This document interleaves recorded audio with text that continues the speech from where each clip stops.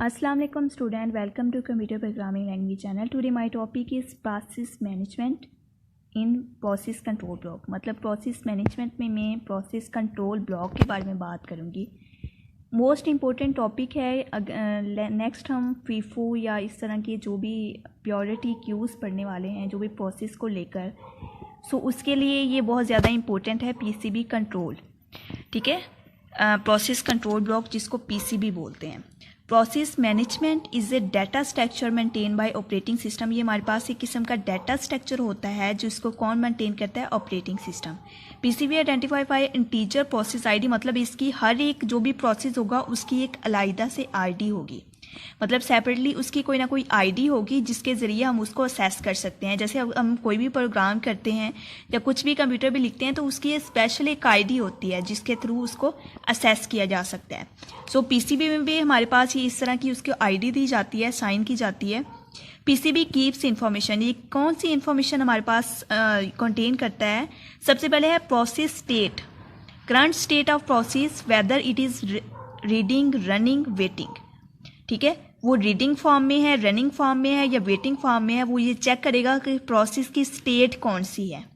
ठीक है, पीछे हमने पढ़ा है स्टेट कौन कौन सी होती हैं, रीडिंग, रनिंग और वेटिंग, टर्मिनेटिंग वाली।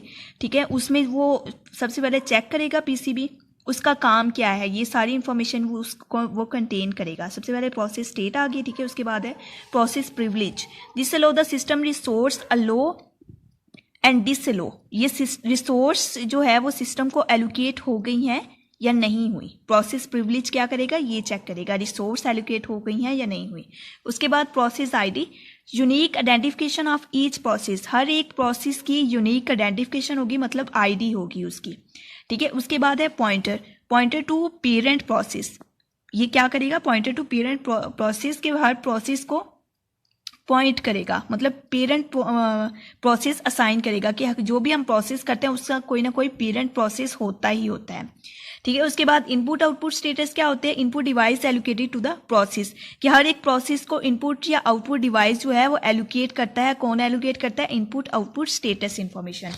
सो नेक्स्ट क्या है कि प्रोग्राम काउंटर है, pointer to the address of next instruction to be execute for this process, कि ये क्या प्रोसेस करेगा कि हमने जो भी नेक्स्ट इंस्ट्रक्शंस, नेक्स्ट जो प्रोसेस जो भी एग्जीक्यूट करना है उसका एड्रेस इसको साइन कर दिया जाए प्रोसेस कंट्रोल को, काउंटर को। ठीक है, उसके बाद सीपीयू रजिस्टर क्या है? Where process need to be store for execution for running state. CPU register में मतलब उसका रेजिडेंस जिसको हम बोलते हैं, जिसको हम उसकी स्पेस बोलते हैं कि उसने कहाँ पर जाके स्टोर होना है, एग्जीक्यूशन कहाँ पे जाके उसने रनिंग करना है।